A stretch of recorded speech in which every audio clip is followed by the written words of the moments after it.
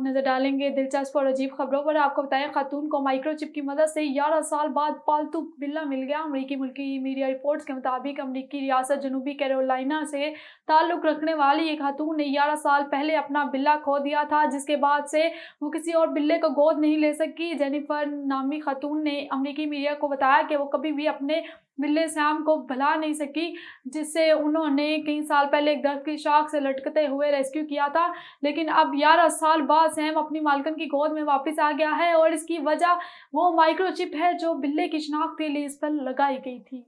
और आपको बताएं, अफ्रीकी मुल्क बोत्सवाना में एक बहुत बड़ा कीमती हीरा दरियाफ्त किया गया। गैर मुल्की खबर रसादारी की रिपोर्ट के मुताबिक 24,092 कैरात का ये हीरा कनाडा की एक कानकुन कमेटी डायमंड कॉरपोरेशन ने दरियाफ्त किया। इस कीमती पत्थर को शमाल मशरकी बोत्सवाना में लुकारा नामी हीरो की कान से वाक़या निकाला गया और नौजवान को एक दहाई बाद घर से गुमशुदा मां की बाकियात मिल गई।